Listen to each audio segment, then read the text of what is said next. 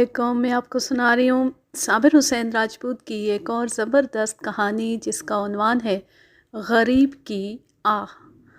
हमारे कुत्तों ने लाजवाब कारनामे किए थे। उन्होंने सिर्फ गीदड़ों खरगोशों वग़ैरह को ही नहीं मारा था, बल्कि बास लोगों के ऐसे मसले भी हल किए थे जिनके आगे इंसान बेबस हो गए थे। मैं तस्लीम करता हूँ कि हमारे कुत्तों ने कौमी सतह का कोई काम नहीं किया था। अगर आज होते तो अपनी एक सियासी पार्टी बना लेते और कुत्तों के हुकूक और वक़ार की बहाली के लिए जद्दोजहद करते।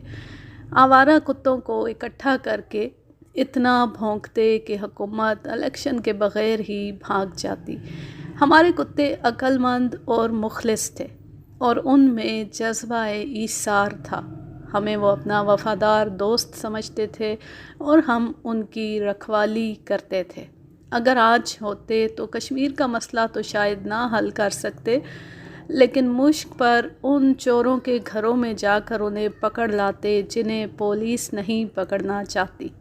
उनमें सिर्फ़ एक ख़राबी थी, वो ये कि उनके दरमियान कोई कुतिया आ जाती तो उनकी हालत उन सियासी लीडरों जैसी हो जाती थी जिनके दरमियान कुर्सी आ जाती है। कुतिया और कुर्सी में कोई लंबा चौड़ा फ़र्क नहीं, दोनों की चार चार टांगें होती हैं। कुतिया को देखकर हमारे कुत्ते एक दूसरे को घूरने और हुर्राने लगते, और जब धमाका खेज तकरीर शुरू करते तो गांव के आम से कुत्ते गांव से भाग जाते थे। गीदड़ों के साथ हमारे कुत्तों की ख़ानदानी दुश्मनी थी। गीदड़ यकीनन कहते होंगे कि गीदड़ की एक दिन की ज़िंदगी कुत्ते की 100 साला ज़िंदगी से बेहतर है, क्योंकि किसी गीदड़ के गले में पट्टा और जंजीर नहीं होती और गीदड़ लीडरों की तरह दुम दबा कर भागने में आज़ाद होता है। आजकल मुल्क और माशरे की अखलाकी हालत देखता हूँ तो ख़याल आता है कि अच्छा हुआ हमारे कुत्ते उसी दौर में पैदा हुए और उसी दौर में मर गए। आज होते तो उनकी अखलाकी हालत भी इतनी ही बुरी होती। पॉप और डिस्को गाने सुन सुनकर वो भौंकने की सुर ताल भूल जाते और कुढ़ते रहते कि कुतियाँ कितनी बेहया हो गई हैं। मैंने बात कहाँ से शुरू की थी, बुढ़ापे में ये भी याद नहीं रहता कि बात क्या शुरू की थी और ज़ुबान क्या कह रही है। कभी यूँ भी होता है कि मैं बोलना बंद कर देता हूँ, फिर भी ज़ुबान चलती रहती है, और कभी ऐसे भी होता है कि कुछ कहना होता है तो ज़ुबान चलती ही नहीं, धक्का लगाना पड़ता है। लेकिन कोई पुराना वाक़या याद आ जाता है तो मैं फिर से जवान हो जाता हूँ, और दिमाग जिसे बुढ़ापा कभी का कल अदम करार दे चुका है, काम करने लगता है। एक वाक़या अचानक याद आ गया है और मेरे जिस्म में खून दौड़ने लगा है। ये हमारे कुत्तों का एक ज़बरदस्त कारनामा था। मैं आपको एक बात साफ अल्फाज में बता देता हूँ, हमारे कुत्तों ने कभी कोई कारनामा दीदा दानिस्ता नहीं किया था। वो बकायमी होशो हवास सिर्फ शिकार खेलते थे। इस दौरान कोई ऐसा वाक़या हो जाता था जिसे हम कुत्तों का कारनामा कहते थे। ये उस वक्त का वाक़या है जब मेरे गले में अज़दवाजी पट्टा पड़ चुका था। 5-6 महीने हो गए थे, लेकिन पट्टे की ज़ंजीर अभी कुत्तों के हाथ में थी। मेरी माँ ने मेरी बीवी को पहले रोज़ ही अपने साथ मिला लिया और मेरे ख़िलाफ़ मुहाज़ कायम कर लिया था। इस मुहाज़ के अख़राज़ व मकासद में सर फ़हरिस्त ये था कि मेरे कुत्ते को घर से निकाला जाए और उसकी जगह मुझे घर में बांध लिया जाए। मैं शिकार का शेदाई ना होता तो भी माँ मुझे गांव से बाहर कदम ना रखने देती। मैं दूर के एक कस्बे में स्कूल जाया करता था और जब वापस आता तो माँ गांव से बाहर मेरे इंतज़ार में खड़ी होती थी, और वो हर रोज़ मुझे सर से पाँव तक हर तरफ से चेक करती कि मेरे जिस्म में कहीं डेंट तो नहीं पड़ गया। वो तो मुझे घर में ही कैद रखना चाहती थी। मेरा कसूर ये था कि मैं इकलौता बेटा था। ये तो वालिद साहब का कमाल था कि मुझे नज़रबंदी से बचाए रखते और मेरी माँ की घुर्कियाँ और धमकियाँ बर्दाश्त करते रहते थे। एक वक्त ऐसा भी आया कि माँ ने मेरे वालिद साहब को कल अदम करार देकर मुझ पर मार्शल लॉ लगा दिया था। आखिर मेरे नाना और चचा ने मुझे निजात दिलाई थी। उस वक्त हम लोग रेफरेंडम الیکشن وغیرہ جیسے الفاظ سے واقف نہیں تھے، ورنہ ماں مجھے اپنے قبضے میں رکھنے کے لیے کوئی اور ہی چکر چلا دیتی۔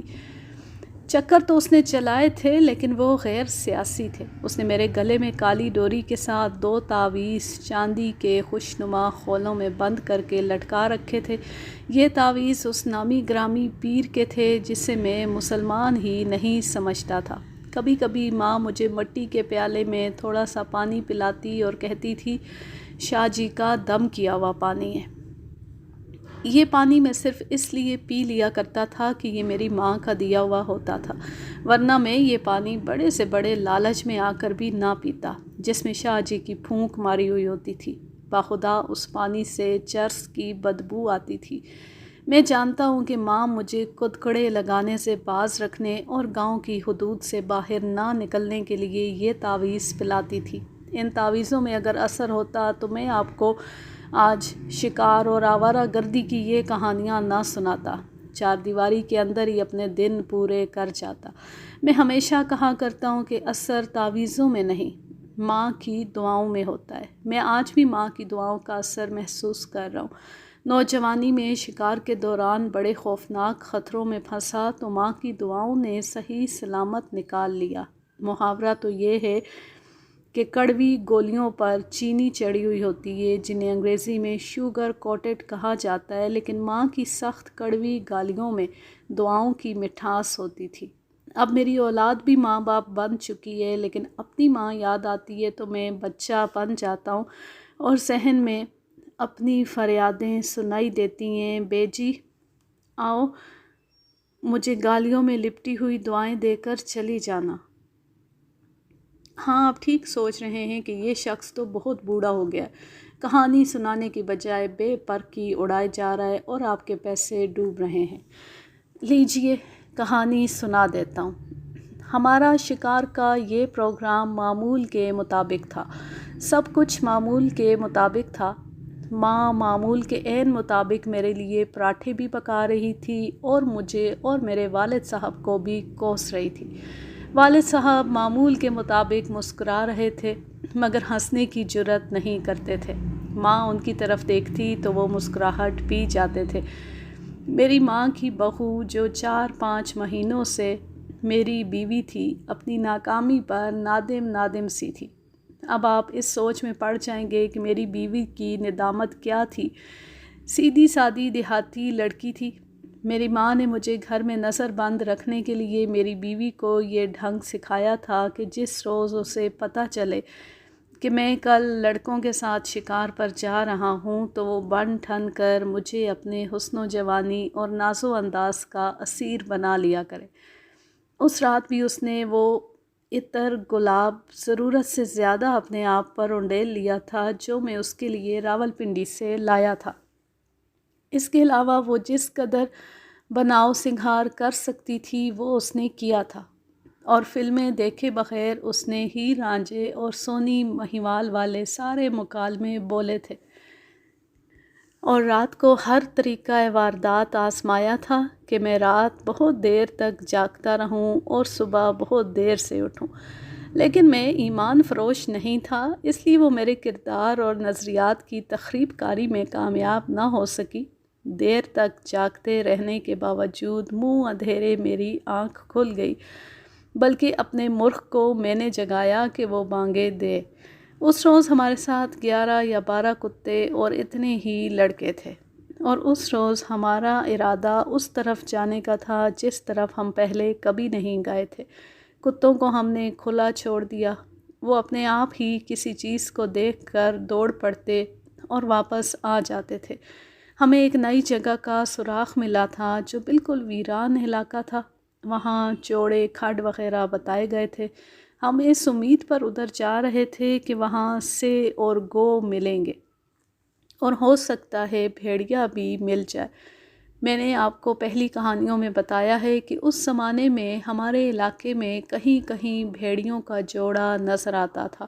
بھیڑیے ایسے ویرانوں میں ہوتے تھے جہاں سے انسانوں اور کتوں کا گزر نہیں ہوتا تھا۔ یوں بھی ہوتا تھا کہ لوگوں کو پتہ چل جاتا کہ فلاں جگہ ایک بھیڑیا دیکھا گیا ہے تو لوگ ادھر سے گزرنا چھوڑ دیتے تھے۔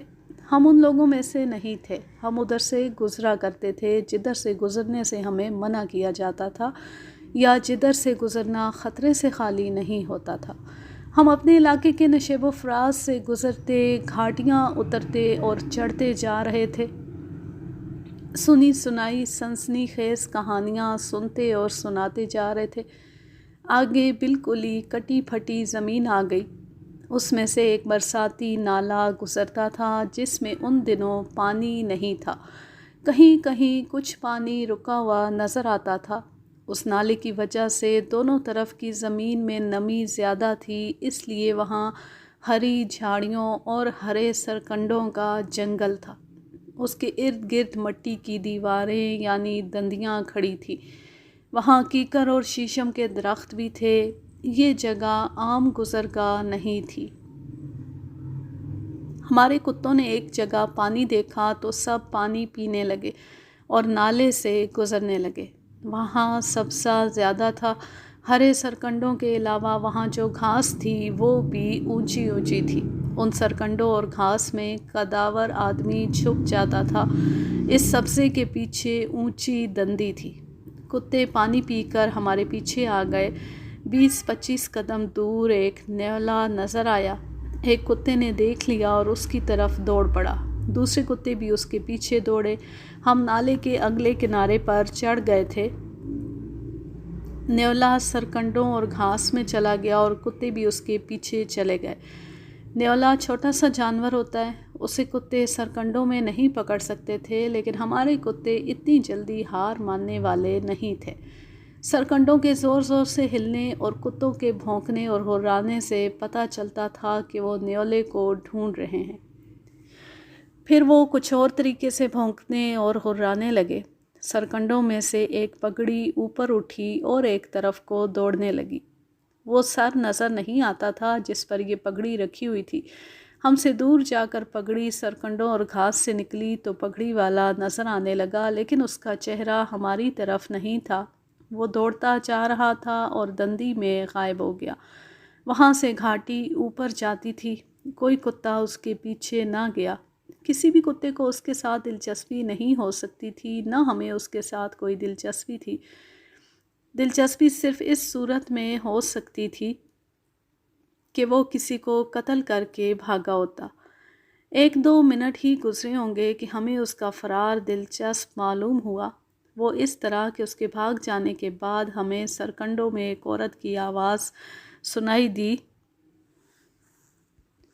وہ کتوں کو دھتکار رہی تھی۔ اگر کتوں نے اس کے ساتھ کوئی معاملہ طے کرنا ہوتا تو وہ اسے اتنی مہلت نہ دیتے۔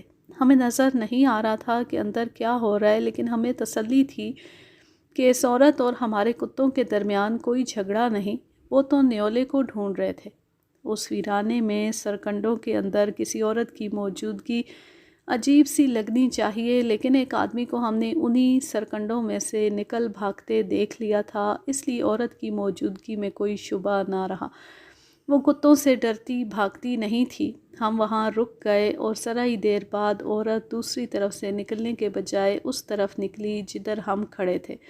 وہ دیکھ نہیں سکی تھی کہ ادھر ہم کھڑے ہیں۔ وہ ہم سے ذرا دائیں طرف سرکنڈوں سے نکلی اور ہمیں دیکھ کر اس طرح ساکت اور جامد ہو گئی جیسے پتھر کا بت بن گئی ہو۔ آج آدھی صدی سے کچھ زیادہ عرصہ گزر جانے کے باوجود مجھے وہ اپنے سامنے کھڑی دکھائی دے رہی ہے۔ اس کا ایک ایک نقش دیکھ رہا ہوں۔ سر کے چند ایک بال اس کے ایک گال پر آ گئے تھے، وہ بھی یاد ہیں۔ وہ بہت خوبصورت نہیں تھی، اچھی شکل و صورت کی تھی۔ چہرے کا رنگ گورا تو نہیں تھا لیکن اچھا تھا۔ کپڑوں سے وہ امیر زمینداروں کی بیٹی لگتی تھی۔ عمر 25 سال کے لگ بھگ ہوگی۔ تیرا مہیوال ادھر بھاگ گیا ہے، ہمارے ایک دوست نے اسے کہا، تم آہستہ آہستہ جاؤ۔ وہ یکلخت بیدار ہو گئی اور اپنے مہیوال سے زیادہ تیز دوڑ پڑی۔ یہ کوئی معمہ نہیں تھا کہ وہ دونوں سرکنڈوں اور گھاس کے اندر کیوں بیٹھے ہوئے تھے۔ وہ سیاسی مذاکرات کے لیے وہاں نہیں آئے تھے، نہ وہ اپنے مابین عدم جارحیت کا معاہدہ کرنے آئے تھے، نہ وہ تخفیف اسلحہ کے لیے اعلیٰ سطح کی کانفرنس منعقد کر رہے تھے، اور یہ شملہ کانفرنس بھی نہیں تھی۔ ہم افسوس تو اس بات پر کر رہے تھے کہ یہ اچھا مرد تھا جو عورت کتوں کے درمیان چھوڑ کر بھاگ گیا تھا۔ ہمارے ایک دوست نے اسے مہیوال کہا تھا، اس کے لیے یہی نام صحیح تھا۔ آپ سوہنی مہیوال کی داستان محبت سے واقف ہوں گے۔ مہیوال عجیب عاشق تھا کہ دریا کے پار بیٹھا رہتا اور سوہنی چناب جیسا بڑا دریا تیر کر پار کر جاتی اور اس سے ملتی تھی۔ اس نے سوہنی سے جھوٹ بولا تھا کہ وہ تیرنا نہیں جانتا، اس میں دریا میں اترنے کی ہمت ہی نہ تھی۔ سوہنی کو کیا ملا؟ کچا گھڑا اور ڈوب مری۔ اگر آج کے دور میں ہوتی تو تیراکی کے عالمی مقابلوں میں گولڈ میڈل لیتی اور پاکستان کا نام روشن کرتی۔ ایسا ہی مہیوال ہم نے دیکھا جو اپنی سوہنی کو کتوں اور کتوں والوں کے نرخے میں چھوڑ کر بھاگ گیا۔ ہم سب دوست کچھ دیر ایک دوسرے کی طرف دیکھتے رہے۔ سب پر سنجیدگی طاری ہو گئی تھی۔ ہمارے ایک تیز رفتار دوست نے، جسے ہم موٹر کہا کرتے تھے، فضول سی ایک بات کہہ دی اور خود ہی کہکا لگایا۔ اس کا اثر یہ ہوا کہ سکوت اور سنجیدگی ٹوٹ گئی، جیسے فلم کٹ گئی تھی اور اچانک چل پڑی ہو۔ ایک طرف سے سرکنڈوں میں سے نیولا نکلا اور بڑا تیز دوڑا۔ کتے اس کے پیچھے پیچھے باہر آئے۔ نیولا اتنے زیادہ کتوں کا مقابلہ نہیں کر سکتا تھا، لیکن بڑا ہی پھرتیلا جانور ہوتا ہے۔ یہ سانپ سے لڑنے والا جانور ہے۔ اگر یہ جانور پھرتیلا نہ ہوتا تو سانپ اس کی نسل کب کی ختم کر چکے ہوتے۔ کتے جب اس تک پہنچتے تو وہ انتہائی تیز تیز دوڑتے، لٹو کی طرح گھوما اور کتوں کی ٹانگوں میں سے ہوتا ہوا پیچھے کو چلا گیا۔ جتنی دیر میں کتے پیچھے مڑتے، اتنی دیر میں نیولا سرکنڈوں میں غائب ہو چکا تھا۔ ہم وہ گھاٹی چڑھ کر اوپر، جس سے پہلے مہیوال اور اس کے بعد سوہنی اوپر گئے تھے، اوپر گئے تو دور دور تک اپنا علاقہ نظر آ رہا تھا۔ ایک طرف 40-50 گھروں کا ایک گاؤں تھا۔ سوہنی مہیوال شاید اسی گاؤں کے رہنے والے تھے۔ قریب ترین یہی گاؤں تھا۔ ہم نے دوسری طرف جانا تھا۔ وہ علاقہ 2-2.5 میل دور سے شروع ہوتا تھا۔ سورج سامنے والی پہاڑیوں سے اوپر آ گیا تھا۔ یہ وہ پہاڑیاں ہیں جو جہلم سے راولپنڈی کی طرف جاتے راستے میں آتی ہیں۔ ہم چلتے گئے اور تقریباً 1 گھنٹے بعد ایک گھاٹی اتر کر اس جگہ داخل ہو گئے جو ہماری منزل تھی۔ جوں جوں ہم آگے بڑھتے جاتے تھے، ہمیں یقین ہوتا جاتا تھا کہ ہم ایک وسیع و عریض قلعے میں آ گئے ہیں۔ دائیں بائیں مٹی کی اونچی دیواریں کھڑی تھیں اور ہر طرف کئی شکلوں کے چھوٹے بڑے ٹیلے بکھرے ہوئے تھے۔ زیادہ تر درخت پھلائی کے تھے۔ باڑ کے درخت بھی تھے جن پر گرد بیٹھے ہوئے تھے۔ یہ جگہ دیکھ کر دل پر خوف سا طاری ہوتا تھا۔ ہم سب کو امید تھی کہ یہاں بھیڑیے ضرور ہوں گے۔ ہم اور آگے گئے تو ہمیں دور سے کتوں کے بھونکنے کی آوازیں سنائی دینے لگی۔ ہمارے کتوں نے رک کر کان کھڑے کر دیے۔ پھر اچانک ہی جیسے اگلے منظر سے پردہ اٹھ گیا ہو۔ تقریباً 200 گز دور 2 گیدڑ بھاگتے نظر آئے۔ وہاں چٹان سی تھی جو دائیں سے بائیں تک گئی ہوئی تھی۔ جہاں یہ ختم ہوتی تھی وہاں سے گیدڑ سامنے آئے تھے۔ ان کے پیچھے 3 کتے دوڑتے دکھائی دیے۔ آگے زمین گہرائی میں چلی گئی تھی۔ گیدڑ اور کتے اس گہرائی میں چلے گئے اور ہماری نگاہوں سے اوجھل ہو گئے۔ ان کے پیچھے ایک گھڑ سوار گھوڑا دوڑاتا چٹان کے عقب سے نکلا اور گہرائی میں چلا گیا۔ ہمارے کتے کھلے پھر رہے تھے۔ انہوں نے گیدڑوں کو دیکھ لیا تھا اور سب کے سب کتے دوڑ پڑے تھے۔ ہم جانتے تھے کہ کتے غصے میں گئے ہیں کہ یہ کون سے کتے ہیں جو ان کے شکار کے پیچھے جا رہے ہیں۔ وہ گیدڑوں وغیرہ کو صرف اپنا شکار سمجھا کرتے تھے۔ وہ اجارہ داری کا دعویٰ کرتے تھے۔ ہم یہ دیکھ کر ان کے پیچھے دوڑ پڑے کہ وہ کوئی اجنبی شکاری تھا۔ ہمیں اچھا نہیں لگتا تھا کہ ہمارے کتے کسی اور کا شکار خراب کریں۔ فاصلہ تو زیادہ نہیں تھا، لیکن زمین ایسی تھی کہ ہم وہاں تک فوراً نہیں پہنچ سکتے تھے۔ دور سے ہی ہمیں کتوں کے مارکے کا شور سنائی دینے لگا۔ ہم جانتے تھے وہاں کیا ہو رہا ہوگا۔ ہونا یہی تھا کہ ہمارے کتوں نے ان 3 کتوں پر حملہ کر دینا تھا، لیکن ہم وہاں پہنچے تو کچھ اور ہی منظر بنا ہوا تھا۔ ان 3 کتوں کا مالک گھوڑے سے اترا ہوا اور ہمارے کتوں کے گھیرے میں آیا ہوا تھا۔ ہمارے 3-4 کتے اس کے کتوں پر ٹوٹ پڑے تھے۔ اس کے کتے بھی بڑی اچھی نسل کے لڑاکے کتے تھے۔ ان کا مالک ہمارے کتوں کو پیچھے ہٹانے کی کوشش کرتا تھا تو کتے اس پر حملہ کرتے تھے۔ گیدڑ تو درمیان سے نکل گیا تھا اور ہمارے کتوں نے یہ سمجھ لیا تھا کہ ان کا شکار ان 3 کتوں نے بھگا دیا ہے۔ ہم ابھی دور تھے۔ ہمارے ایک دوست نے کہا کہ ذرا ٹھہر جاؤ، تماشا دیکھتے ہیں۔ وہ شہسوار بھی ہمیں نہیں دیکھ سکا تھا، نہ اسے ادھر ادھر دیکھنے کا ہوش تھا۔ اس نے اپنے کتوں کو چھڑانے کا یہ طریقہ اختیار کیا کہ اس کے ہاتھ میں چمڑے کا جو ہنٹر تھا وہ گھما گھما کر ہمارے کتوں کو مارنا شروع کر دیا۔ ہمارے کتے ان لوگوں جیسے نہیں تھے جو کرائے پر جلسوں اور جلوسوں میں شامل ہوتے ہیں اور لاٹھی چارج ہوتے ہی بھاگ جاتے ہیں۔ بڑے جذبے والے کتے تھے۔ ہنٹر جب ان کے لیڈر بولی کو لگا تو اس نے اس آدمی پر حملہ کر دیا۔ بولی کی کچھ کہانیاں آپ کو سنا چکا ہوں۔ وہ بڑا خوددار اور غیرت مند کتا تھا۔ گاؤں میں کوئی کتا گاؤں کی کسی کتیا کی طرف آنکھ اٹھا کر بھی نہیں دیکھ سکتا تھا۔ اس خونخوار کتے نے جب اس آدمی پر حملہ کیا تو دوسرے کتوں نے اس کی پیروی میں اس آدمی کو گھیر لیا۔ اب ہمیں پریشانی ہوئی کہ معاملہ سنگین ہو گیا۔ ہم آگے بڑھے، فاصلہ خاصا تھا۔ وہ آدمی پیچھے ہٹتے گر پڑا تھا اور کتے اس کا برا حال کر رہے تھے۔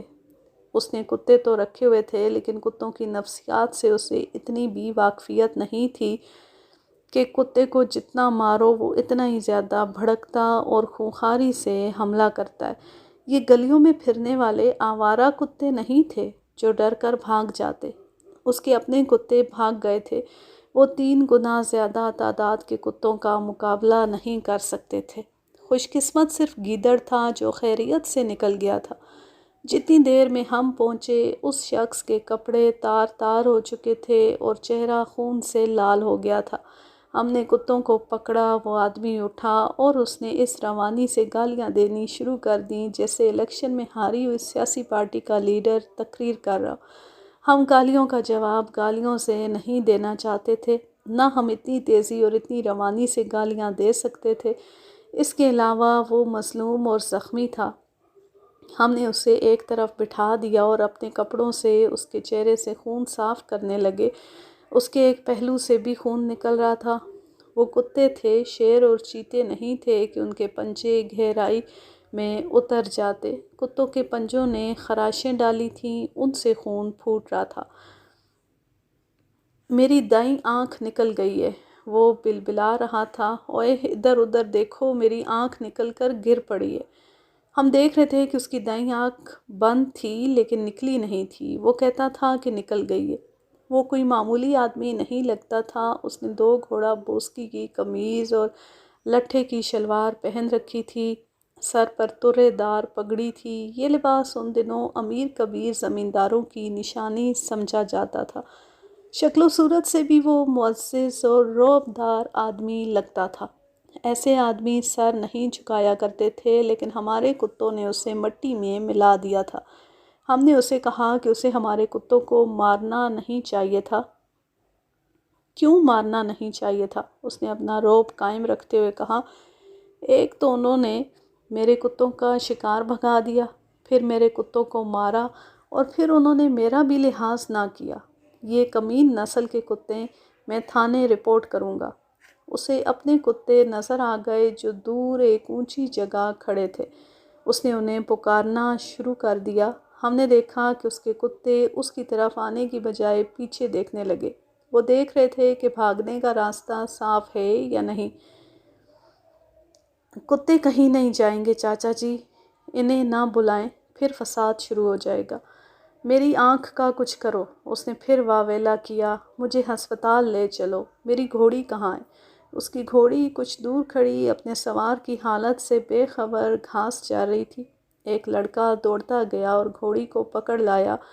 وہ ہمیں حکم دے رہا تھا کہ ہم اسے ہسپتال تک لے چلیں۔ ہم نے اسے بتایا کہ ہم حکم نہیں مانیں گے، اپنا فرض سمجھ کر اس کی مدد کریں گے۔ میری آنکھ، اس نے اپنی دائیں آنکھ پر ہاتھ رکھا اور چلایا، میری آنکھ بیٹھ گئی ہے۔ اس کے چہرے سے ابھی تک خون نکل رہا تھا جسے وہ ہمارے ایک دوست کی چادر سے صاف کر رہا تھا۔ وہاں قریب کوئی ہسپتال نہیں تھا۔ جی ٹی روڈ پر سہاوا نام کی ایک جگہ آتی ہے جس کا پہلے بھی میں نے اپنی کسی کہانی میں ذکر کیا ہے۔ ہسپتال تو وہاں بھی نہیں تھا، ایک فری ڈسپینسری تھی۔ وہاں تک فاصلہ 4 – 4.5 میل تھا، ہو سکتا ہے 5 میل ہو۔ اسے گھوڑی پر سوار کیا اور اس سے پوچھا کہ سہاوا جانا چاہتا ہے یا اپنے گاؤں۔ آپ جہاں کہیں گے ہم آپ کے ساتھ وہاں تک جائیں گے، ہمارے ایک ساتھی نے کہا، اور ہم اپنے اوپر یہ الزام نہیں لیں گے کہ ہمارے کتوں نے آپ کو زخمی کیا ہے۔ بکواس بند کرو، اس نے گرج کر کہا۔ مجھے ہسپتال لے چلو، میری آنکھ ضائع ہو گئی ہے، میں بے ہوش ہونے لگا ہوں۔ میرے کتے کہاں ہیں شیطانوں، انہیں بھی پکڑ کر ساتھ لگا لو، ان کے ساتھ تمہاری کیا خاندانی دشمنی ہے؟ بے شک وہ بات رعب سے اور کڑکدار آواز میں کرتا تھا، لیکن صاف پتہ چلتا تھا کہ اب اس کا رعب حاکموں والا نہیں۔ قصہ مختصر یہ کہ ہم اس کے ساتھ سہاوا تک چلے گئے۔ اس کے 3 کتے ہمارے ساتھ تھے۔ ہمارے کتے انہیں گھورتے اور ہرراتے تھے اور ان کا مالک گھوڑی پر سوار بولتا ہی چلا جا رہا تھا۔ فاصلہ بڑا لمبا تھا، ہم جس راستے سے آئے تھے اس پر نہیں جا رہے تھے، اب راستہ اور تھا۔ زخمی گھڑ سوار کی زبان رکتی نہیں تھی، اس نے بعض باتیں ایسی کہیں کہ ہمیں شک ہونے لگا کہ اس کا دماغ چل گیا ہے۔ ہم میں سے کوئی بھی نہیں بتا سکتا تھا کہ اس کی آنکھ ضائع ہو گئی ہے یا نہیں۔ اس نے اس آنکھ پر کپڑا باندھ لیا تھا۔ ہم یہ سمجھ گئے تھے کہ اسے کتوں نے اتنا زخمی نہیں کیا جتنا دہشت زدہ کیا ہے۔ اس پر اتنے سارے کتوں نے حملہ کر دیا تھا اور وہ کچھ وقت کتوں کے نیچے پڑا رہا تھا۔ اس کی جو باتیں ہمیں اس کے دماغ کے متعلق شک میں ڈالتی تھیں وہ اس طرح تھیں کہ کبھی ہمارے کتوں کو برا بھلا کہتا، کبھی ہمیں ڈانٹنے لگتا اور اچانک چپ ہو کر کہتا، میں گناہگار ہوں، بڑا پاپی ہوں، نہیں بخشے گا، خدا مجھے نہیں بخشے گا۔ یہ کہتے کہتے پھر واہی تباہی بکنے لگتا اور چپ ہو کر تھوڑی دیر بعد کہتا، پتہ نہیں کس کی آہ کھا گئی ہے، کسی غریب کی آہ پڑی ہے، بخش دے مولا، صدقہ دوں گا، خیرات دوں گا، ایک بار بخش دے۔ صدقے اور خیرات کی باتیں کرتے کرتے بولا، او حرامیوں، او خبیثوں، اللہ کرے تم سب کو کتے کاٹے، بخش دے مولا، معاف کر دے میرے اللہ۔ ہمارے پوچھنے پر اس نے اپنا گاؤں بتایا۔ اس کی عمر 40 سال کے قریب تھی اور چہرے اور جسم سے وہ تندرست اور توانا تھا۔ یہ تو ہم نے اندازہ کر لیا تھا کہ جس نے اتنی اچھی گھوڑی رکھی ہوئی ہے، اعلیٰ نسل کے 3 کتے ہیں اور جس کا لباس قیمتی ہے، وہ بڑا زمیندار ہے۔ میں اس کا نام نہیں بتاؤں گا۔ ہم سہاوا ڈسپینسری پہنچے۔ وہاں ایک ہندو ڈسپینسر تھا۔ وہ زخمی کی حالت دیکھ کر گھبرا گیا۔ کپڑے پھٹے ہوئے اور خون سے گہرے سرخ تھے، لیکن اس نے زخم دیکھے تو کہنے لگا کہ گھبرانے کی ضرورت نہیں۔ زخمی چلا رہا تھا کہ اس کی آنکھ نکل گئی ہے۔ ڈسپینسر نے آنکھ دیکھی تو اس نے تسلی دی کہ آنکھ سلامت ہے۔ 2 خراچیں ماتھے سے نیچے گال تک آئی ہیں۔ کتے کا پنجہ آنکھ پر پڑا تھا، اس سے آنکھ پر ذرا دباؤ پڑ گیا تھا۔ تم نالائق ہو، آنکھ والے نے غصے سے کہا، مجھے نظر نہیں آتا اور تم کہتے ہو آنکھ سلامت ہے۔ راجا جی، میں آپ کے زخموں کی مرہم پٹی کر دیتا ہوں، آپ گوجر خان ہسپتال چلے جانا اور آنکھ والے ڈاکٹر کو دکھانا۔ ڈسپینسر نے اس کی خراشوں پر دوائی لگا دی، پٹی کہیں بھی نہ باندھی، نہ پٹی کی ضرورت تھی۔ زخمی راجا صاحب نے ہمیں حکم دیا کہ ہم اس کے ساتھ گوجر خان ہسپتال تک چلیں۔ ہم نے انکار کر دیا۔ وہاں سے گوجر خان 10 میل دور تھا اور گوجر خان سے ہمارا گاؤں تقریباً اتنا ہی مزید دور تھا۔ وہ تو گھوڑی پر سوار تھا۔ ہم اتنا فاصلہ پیدل نہیں چلنا چاہتے تھے۔ گاؤں پہنچتے پہنچتے رات ہو جاتی اور ہمارے گھر والے ہمارا وہی حال کرتے جو اس کا ہمارے کتوں نے کیا تھا۔ وہ ہماری مجبوری سمجھ گیا، کہنے لگا کہ وہ خود ہی گوجر خان سرکاری ہسپتال تک چلا جائے گا۔ ہم جس شکار کو گئے تھے وہ دھرا رہ گیا۔ لیکن اس شکار میں اتنا مزہ نہ آتا جتنا اس شکار میں آیا۔ ہم نے تو شغل میلہ کرنا ہوتا تھا، وہ ہو گیا تھا کہ آدمی جسے ہمارے کتوں نے شکار کیا تھا جانور ہی تھا، اس کی باتیں اچھی قسم کے انسانوں والی نہیں تھی۔ ہم جب اس سے رخصت ہونے لگے تو اس نے انسانیت کا کچھ ثبوت دیا۔ جاؤ لڑکو، کہا سنا معاف کر دینا، قصور تمہارا بھی نہیں تھا، میرے دن ہی الٹے آ گئے ہیں۔ ایک مہینہ گزرا، میرا ایک بڑا اعلیٰ کتا ایک بیل نے پیٹ میں سینگ مار کر مار ڈالا ہے۔ 15-16 دن گزرے، میری بھینس نے کٹی دی اور وہ 10-12 دنوں کی ہو کر مر گئی۔ لڑنے والا ایک اصیل مرغ تھا، کوئی مرغ اس کے مقابلے میں نہیں ٹھہرتا تھا۔ 7-8 دن ہوئے، رات کو نہ جانے کس طرح باہر نکل گیا اور اسے گیدڑ مار گئے۔ آج دیکھو، خدا نے مجھے گناہوں کی سزا دی کہ مجھ پر کتے چھوڑ دیے۔ اب معلوم نہیں آنکھ ہے یا نہیں۔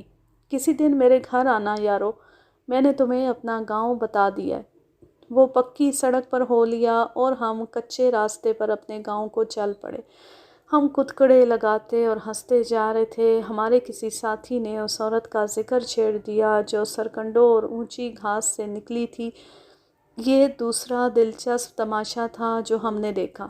ہمارا کوئی ساتھی اس عورت کو بے حیا اور بدکار کہتا تھا اور کوئی اس آدمی کو برا بھلا کہتا جو اس عورت کو چھوڑ کر بھاگ گیا تھا۔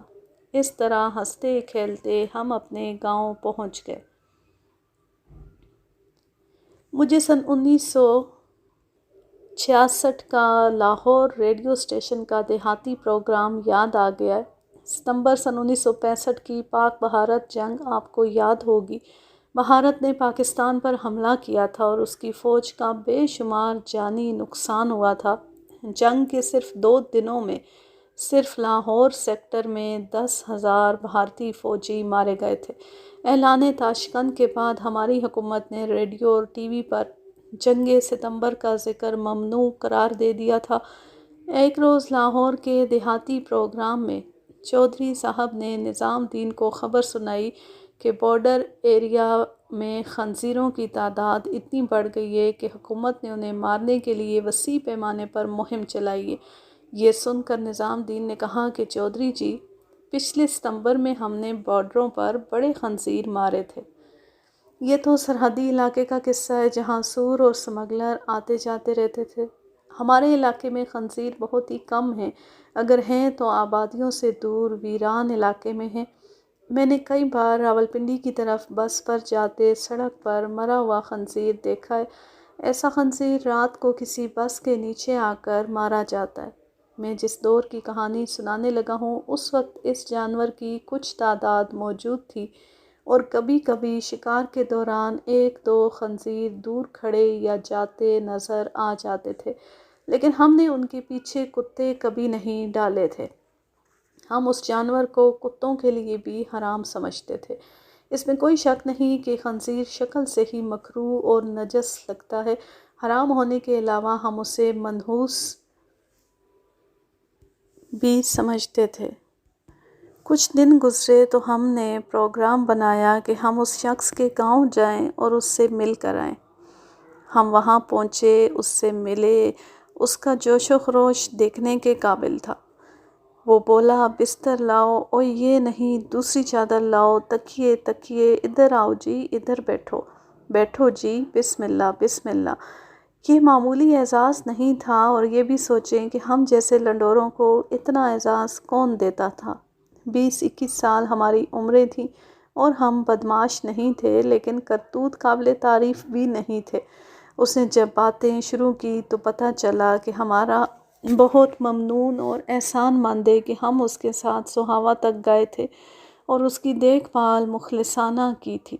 آج کل تو الیکٹرانک دور ہے، لوگوں کے دماغ بھی الیکٹرانک ہو گئے ہیں، آپس میں دعا سلام بھی مصنوعی سی ہوتی ہے۔ بعض لوگ تو دعا سلام بھی اس طرح کرتے ہیں جیسے یہ ریموٹ کنٹرول سے حرکت کرتے ہوں اور ان پر اپنا کوئی کنٹرول نہ ہو۔ میں اس دور کی بات کر رہا ہوں جب کسی کے ساتھ معمولی سی نیکی کرتے تو وہ ساری عمر یاد رکھتا اور صلہ دینے کی کوشش میں لگا رہتا تھا۔ دل سے دعا نکلتی تھی، اللہ تجھے سلامت رکھے۔ اس نے ہمارے کتوں کی تعریفیں کیں اور اپنے کتوں کے قصے سنائے۔ وہ کتوں کا شوقین تھا اور ہماری طرح شکار کا شیدائی۔ اس کی عمر ہم سے دگنی تھی لیکن باتوں میں وہ ہمارا ہم عمر بن گیا تھا۔ باہر سے ایک آدمی آیا جسے میں صرف اس وجہ سے آدمی کہتا ہوں کہ وہ آدمیوں جیسا تھا۔ ٹانگیں تھیں، بازو تھے، منہ سر تھا، لیکن اس کی جسامت آدمیوں جیسی نہیں تھی۔ وہ غبارہ تھا۔ غبارہ بچوں والا نہیں، اڑنے والا بیلون جس میں شاید ہائیڈروجن گیس بھرتے ہیں اور اس کے نیچے بندھی ہوئی ٹوکری میں 2-3 آدمی سوار ہو جاتے ہیں۔ بے تحاشا پھولا ہوا آدمی۔ وہ ایسے لگتا تھا جیسے اڑنے والے غبارے پر کسی بچے نے اپنے غبارے میں منہ سے ہوا بھر کر رکھ دیا۔ ہم حیران یہ دیکھ کر ہوئے کہ وہ چل رہا تھا۔ اس نے ہم تینوں کو باری باری گلے لگایا۔ مجھے یہ خطرہ محسوس ہوا کہ اس نے مجھے گلے لگا کر دبایا تو وہ پٹاخ سے پھٹ جائے گا۔ اس نے مجھے اپنے بازوؤں میں لے کر دبایا تو میں فوم کے اس گدے کے ہانسا اندر چلا گیا تھا۔ اس نے جب بازو ڈھیلے کیے اور اس کا پیٹ واپس اپنی جگہ آیا تو میں اپنی کوشش کے بغیر ہی پیچھے ہو گیا۔ یہ میرا بہنوئی ہے، ہمارے زخمی میزبان نے کہا۔ یہ میری سن کر مجھے دیکھنے آیا ہے۔ اس نے اپنے بہنوئی کے گاؤں کا نام بتایا۔ اتنے میں ایک عورت لکڑی کی ٹرے میں دودھ کے 3 پیالے رکھے ہوئے ہمارے سامنے آ کھڑی ہوئی۔ میں نے اس کا چہرہ دیکھا اور اس سے نظریں ہٹا لیں، لیکن اس کے چہرے نے میری نظروں کو مقناطیس کی طرح کھینچ لیا۔ میں نے یہ چہرہ پہلے بھی دیکھا تھا، اب پھر دیکھا تو مجھے یاد آ گیا یہ وہی تھی جو سرکنڈوں سے نکلی تھی اور آگے ہم کھڑے تھے۔ اس چہرے کو تو میں آج تک نہیں بھولا، 4-5 دنوں میں ہی کیسے بھول جاتا۔ میں نے شہباز خان اور افضل کی طرف دیکھا، وہ پہلے میری طرف دیکھ رہے تھے۔ ہم تینوں نے ایک دوسرے کی آنکھوں اور چہروں کے تاثرات پڑھ لیے تھے۔ انہوں نے بھی اس عورت کو پہچان لیا تھا۔ اس کی عمر 25-26 سال تھی۔ اس نے شاید ہمیں نہیں پہچانا تھا۔ پہچانتی بھی کیسے؟ ہم 11-12 لڑکے تھے اور ذرا بکھر کر کھڑے تھے۔ وہ اس وقت خفت اور خوف کے عالم میں تھی اور وہ گناہگار بھی تھی۔ ہم نے اسے گناہ کرتے تو نہیں پکڑا تھا، لیکن شک کی گنجائش ہی نہیں تھی۔ سرکنڈوں میں وہ اس آدمی کے ساتھ جو بھاگ گیا تھا عبادت تو نہیں کر رہی تھی، نہ وہ صحت اور تندرستی کے لیے یوگا ورزش کر رہی تھی۔ اب ہمیں اپنے گھر میں دیکھ کر وہ ذرا سا بھی نہ گھبرائی۔ یہ میری چھوٹی بہن ہے، ہمارے میزبان نے کہا اور اپنے گول گپے بہنوئی کی طرف اشارہ کر کے کہنے لگا، اس کی بیوی ہے، اس کے ساتھ آئیے۔ اس نے اپنی بہن سے کہا، وہ کتے انہی کے تھے، لیکن ان لڑکوں نے میری جو مدد کی تھی اور جس طرح میرے زخم صاف کیے تھے اور جس طرح میرے ساتھ اتنی دور سوہاوا تک پیدل گئے تھے، وہ ان کا بہت بڑا احسان تھا۔ ہم نے تمہارا گاؤں دیکھا تھا، شہباز خان نے میزبان کے بہنوئی سے کہا۔ تھوڑا ادھر کسی ہے، اس کے ساتھ ہرے سرکنڈوں اور اونچی گھاس کا جنگل ہے۔ ہمارے کتے ایک نیولے کے پیچھے اس کے اندر چلے گئے تھے اور شہباز خان چپ ہو کر عورت کی طرف دیکھنے لگا، پھر بولا، بڑے گھنے سرکنڈے تھے۔ ہم ڈھکی یعنی گھاٹی چڑھ کر اوپر گئے تھے۔ اب میزبان کی بہن نے ہمیں پہچان لیا۔ اس کا رنگ بڑا صاف اور اچھا تھا، یہ رنگ لاش کی طرح پھیکا پڑ گیا۔ اس نے دودھ کے پیالے ہمیں دے دیے، ورنہ ٹرے پیالوں سمیت اس کے ہاتھ سے گر پڑتی۔ وہ بڑی تیزی سے وہاں سے کھسک گئی۔ اس کے خاوند کا حال حلیہ اور جسامت بیان کر چکا ہوں۔ اس نے جب باتیں شروع کیں تو پتہ چلا کہ اس کا دماغ بھی اپنے جسم کی طرح بہت موٹا ہے۔ اس کی آواز عورتوں کی طرح باریک تھی اور وہ خود ہی بات کر کے خود ہی ہنسنا شروع کر دیتا تھا، بلکہ ہنستا زیادہ اور بولتا کم تھا۔ بالکل احمق آدمی تھا اور یہی اس کی تندرستی کا راز تھا۔ اس کے مقابلے میں اس کی بیوی چریرے جسم اور تیکھے نکوش والی جوان لڑکی تھی۔ ہمیں سرکنڈوں کے باہر کھڑا دیکھ کر جس طرح وہ دوڑی تھی، جس طرح اس نے 100 گز دوڑ کی، سٹارٹ لی تھی اور جس برق رفتاری سے وہ اتنی اونچی گھاٹی چڑھی تھی، اس سے پتہ چلتا تھا کہ وہ تربیت یافتہ ایتھلیٹ ہے۔ ہاتھی جیسے خاوند کو تو وہ صرف ہنسا ہنسا کر ہی خوش رکھتی ہوگی۔ میزبان نے ہمیں دوپہر کا کھانا کھلا کر آنے کی اجازت دی۔ 20-25 دن گزرے ہوں گے کہ ایک آدمی ہمارے گاؤں آیا۔ اس آدمی کے ساتھ اپنے زخمی میزبان کے گھر ملاقات ہوئی تھی۔ یہ اس کی بیوی کا بھائی تھا۔ عمر 35-36 سال ہوگی۔ وہ کہیں اور جا رہا تھا۔ ہمارا گاؤں اس کے راستے میں پڑتا تھا۔ اس نے میری، شہباز خان اور افضل کی پوچھی تھی۔ میں اسے اپنے گھر لے آیا۔ شہباز اور افضل کو بھی بلا لیا۔ اس آدمی کے ساتھ اور جو گپ شپ ہوئی وہ آپ کو سنانے کا کوئی فائدہ نہیں۔ آپ کو ایک خاص بات سنانی ہے۔ یہی وہ کہانی ہے جسے میں اپنے کتوں کا کارنامہ کہتا ہوں اور آپ کو یہی سنانی تھی۔ باقی تو آپ کا دماغ چاٹتا رہا ہوں۔ یہ بات آپ اسی آدمی کی زبانی سنیں۔ آج تک مجھے اس کا ہر لفظ یاد ہے۔ یہ بات اپنے تک ہی رکھنا۔ تمہارے کتوں نے معجزہ کر دکھایا ہے۔ میرا بہنوئی جسے ہمارے کتوں نے زخمی کیا تھا، خدا کو بھی نہیں پہچانتا تھا۔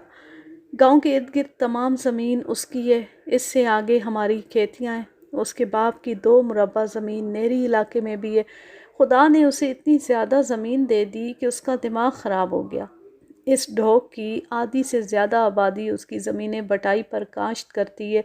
سمجھو کہ سب لوگ اس کے مزارے ہیں اور یہ گاؤں کا بادشاہ بنا ہوا ہے۔ بادشاہ تو اس نے بننا ہی تھا۔ ماں باپ کا اکلوتا بیٹا تھا اور ایک ہی اس کی بہن ہے۔ ماں باپ مر گئے ہیں۔ ہر کسی پر حکم چلاتا ہے۔ دوسرے گاؤں کے بدماشوں کو اور 2 رہزنوں کو اس نے اپنا یار بنایا ہوا ہے۔ اس وجہ سے بھی گاؤں کے سب لوگ اس سے ڈرتے ہیں۔ پولیس والوں کو کھلاتا پلاتا رہتا ہے، اس لیے تھانہ بھی سمجھو اس کا اپنا ہے۔ گھر میں بھی تھانے دار بنا رہتا ہے۔ میری بہن یعنی اس کی بیوی کو تو وہ اپنے مزاروں کی بہو بیٹی سمجھتا ہے۔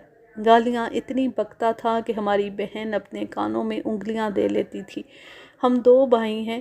ہم نے جب بھی اسے منع کیا تو اس نے ہماری بھی بے عزتی کر دی۔ اپنی اولاد کے ساتھ بھی اس کا سلوک اچھا نہیں تھا۔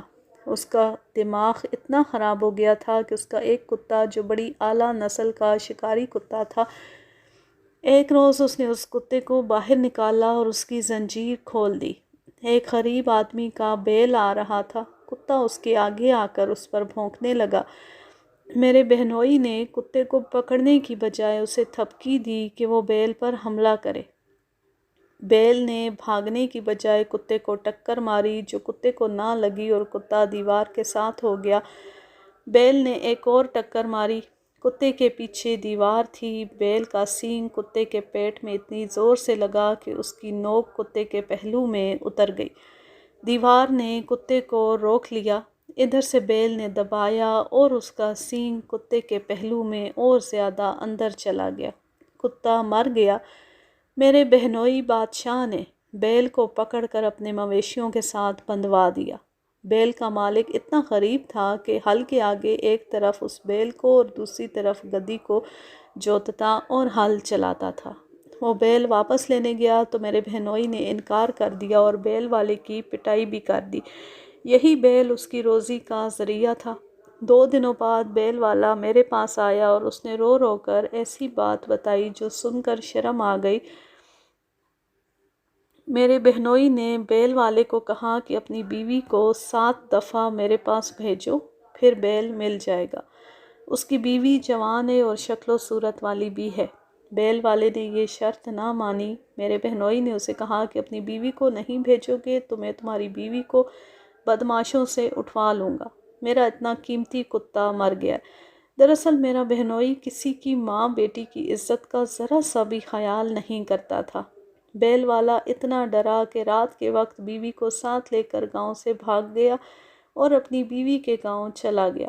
وہاں سے 3-4 آدمی میرے بہنوئی کے پاس آئے اور منت کی کہ غریب آدمی پر ظلم نہ کرے، لیکن اس شخص کے دماغ پر ایسی چربی چڑھی ہوئی تھی کہ اس نے اپنا فیصلہ نہ بدلا۔ میں بھی اسے سمجھانے کی کوشش کرتا رہا لیکن اس نے میری بھی بے عزتی کر دی۔ مجھے یہ ڈر تھا کہ غریب آدمی تنگ آ گیا تو میرے بہنوئی کو قتل ہی نہ کر دے، لیکن خدا نے یہ بندوبست کر دیا کہ تمہارے کتوں نے اسے لہو لہان کر دیا۔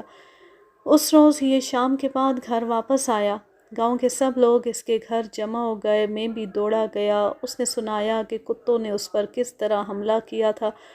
میرا خیال تھا کہ اب یہ کہے گا کہ میں کتوں والوں سے بدلہ لوں گا، انہیں گرفتار کرا دوں گا، لیکن اس نے عجیب باتیں شروع کر دی۔ کہتا تھا کہ خدا نے مجھے گناہوں کی سزا دی ہے، مجھے کسی غریب کی آہ نے مروایا ہے۔ میری تو آنکھ نکل گئی تھی، پر خدا نے مجھے مہلت دی ہے۔ میں رات کو اس کے پاس رہا۔ صبح سویرے اس نے مجھے کہا کہ بیل والے کو جا کر واپس لے آؤ اور اسے بیل واپس کر دو۔ میں اس کی بیوی کے گاؤں گیا۔ وہ ڈرتا آتا نہیں تھا۔ میں اسے اور اس کی بیوی کو بڑی مشکل سے واپس لایا۔